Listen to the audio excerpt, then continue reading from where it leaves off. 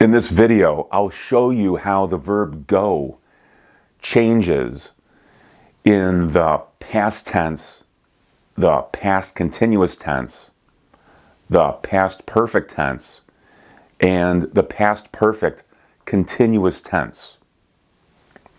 All of these verb tenses are used to talk about or write about past situations.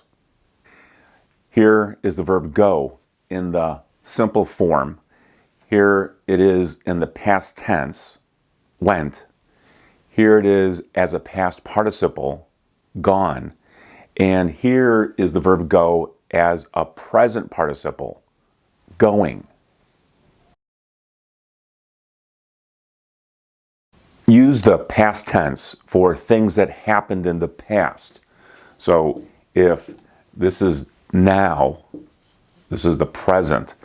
The past tense happens here at one time in the past, or it can cover a period in the past. This could be a 10-year period if it's between the years 2000 and 2010. This could be the past tense.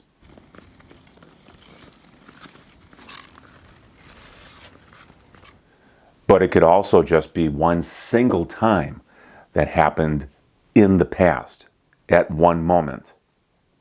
To form the past tense, just use the past tense verb if it's a statement. So, I went there. Remember that the verb do, in this case did, is used with the simple form to make negatives and questions. I went, you went, he, she, or it went. These are singular. And in the plural, we, you, or they went. In a statement, he went there. This word is in the past tense. Here's the negative, he didn't go there. This helping verb did is used with the main verb in the simple form. And between these two, use not. Most people will use a contraction like didn't. And then for a question, the helping verb goes before the subject and then the main verb. Did he go there?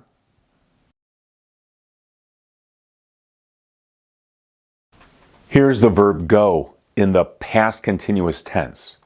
To form the past continuous tense, use the helping verb be, but this would have to be in the past tense depending on the subject. And then the main verb, which would be in the simple form, and then an ing ending.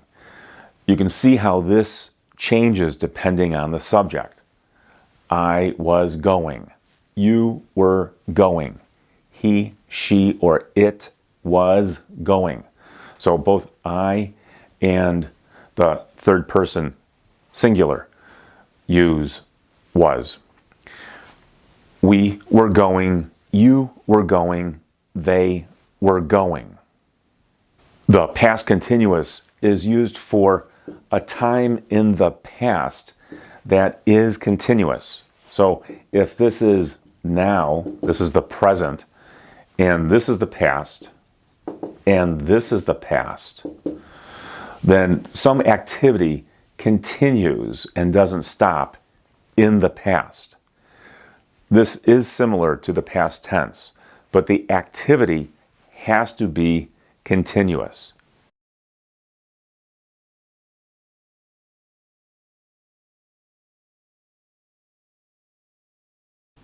Here's the verb go in the past continuous tense.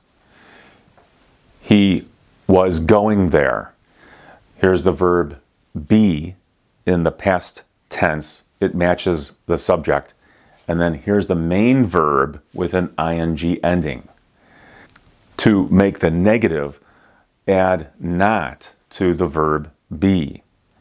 He wasn't going there, or he was not going there. And if it's a question, the verb be, the helping verb, goes before the subject and then the main verb. Verb, subject, and then the main verb has an ing ending. Here's the verb go in the past perfect tense. Use the helping verb had and then the past participle. That's this word here. This goes right here in this position. I had gone. You had gone. He, she, it had gone. These are singular. And then for the plural, we had gone, you had gone, they had gone. It is possible to contract the subject and the helping verb. So if it's I had gone, you'd say I'd gone. It's not always easy to form or hear this contraction. So if you find it's easier not to use a contraction, then just use had. Here's the verb go in the past perfect tense. He had gone there. Here's the helping verb. This is used with the past participle. To make it negative, put not between the helping verb and the main verb. He had not gone there. Or if you contract had and not, then this becomes hadn't. He hadn't gone there. And to make the question, the helping verb goes before the subject and then the main verb. Had he gone there? Remember that with the past perfect, you're comparing two different times in the past. The past perfect is the first past action, whatever that is, and the past tense is often used with the past perfect, but the past would be here after the past perfect. So this happens first.